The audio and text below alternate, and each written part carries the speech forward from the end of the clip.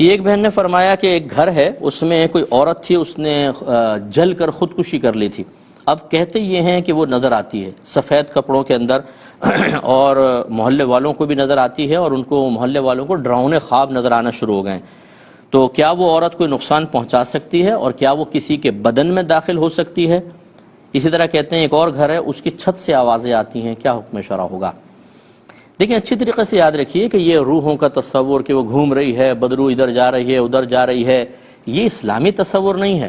اگر ایک مومن کی روح ہے تو وہ اپنے قبر کے اندر بالکل آرام سے ہوتی ہے، اسے سیر کی اجازت ہوتی ہے لیکن ڈرانے کی اجازت نہیں ہوتی ہے، اور وہ بھی ہر ایک کی روح کو نہیں ہوتی ہے۔ مومنوں کی روح آتی جاتی ہیں، لیکن اس طرح نہیں کہ آپ سامنے آئیں اور روح تو نظر ہی نہیں آتی، تو بتائیے پھر کیسے نظر آ رہی ہے؟ وہ روح تو نظر ہی نہیں آتی ہے نا، وہ تو اب اگر کوئی ایک مر رہا ہو شخص، اس کی روح نکلتی ہے کہ آپ کو کچھ نظر آتا ہے؟ کچھ بھی نہیں۔ جب تک ہم زندگی میں ہیں ہمیں نظر نہیں آئے، ہاں مرنے کے بعد ہمیں نظر آئے گی، اور آپ تو زندہ ہیں، آپ کیسے دیکھ سکتے ہیں؟ اور اگر وہ کسی کافر کی، بد مذہب کی روح ہو، مرتد کی ہو، یا بہت ہی فاسق فاجر، تو یہ معذب روحیں ہوتی ہیں، یعنی ان پہ عذاب ہو رہا ہوتا ہے، ان کو تو کہیں نکلنے کی اجازت ہی نہیں ہوتی۔ خلاصہ کلام یہ کہ وسوسہ شیطانی ہے اور کچھ بھی نہیں ہے، اور یا کوئی یہ مذاق کر رہا ہے، شرارتیں کر رہا ہے، کیونکہ بعض لوگ اس طرح کر کے اور پورے محلے کو یا لوگوں کو خوف میں مبتلا کر کے کچھ اپنے ذاتی مقاصد حاصل کرنا چاہتے ہیں۔ کوئی خوفزدہ ہونے کی ضرورت نہیں، یہ کچھ بھی نہیں ہے۔ اچھا، اس سے قطع نظر کہ فرض کر لیں کوئی روح فرض کر لیں تو روح کوئی نقصان نہیں پہنچا سکتی۔ آپ خود بتائیے، کیا ایک روح تو جسم کے بغیر کچھ بھی نہیں ہے، ایک ہوا کی طرح ہے، وہ کیا نقصان پہنچائے گی آپ کو؟ اور جسم میں داخل ہونا ہمارے ہاں اس کا بالکل یہ آواگون کہلاتے ہیں، اور اس کا کوئی شرعی تصور نہیں ہے۔ لہٰذا اپنے مذہب کو جب آپ نہیں سیکھیں گے تو غیر مذہب آپ کے ذہن میں آئے گا، جو فلمیں دیکھ دیکھ کر، ڈرامے دیکھ دیکھ کر، الٹے سیدھے جگہوں کے اور بہت سے تصورات اپنے ذہن پہ خلاف شرع جمع کر چکے ہوں، وہ ایسے ہی خوفوں کے اندر مبتلا ہوتے ہیں۔ مومن تو کبھی نہیں ہوگا۔ جو کامل مومن ہے، جس نے اپنا دین سیکھا ہو، سمجھا ہو، روحوں کے معاملات، تعلیم شرع اس کے ذہن میں ہو، تو وہ بالکل خوف زدہ نہیں ہوگا۔ یہ وہی ہوگا جس کا ایمان کمزور ہے۔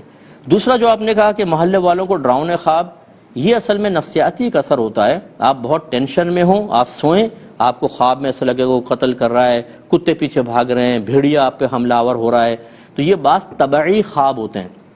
جب سارا دن آپ ڈپریشن کا شکار رہیں، کوئی یہاں سے ڈرا رہا ہے، کوئی وہاں سے ڈرا رہا ہے، آپ سوئیں گے تو یہی چیزیں متشکل ہو کر خواب میں نظر آتی ہیں۔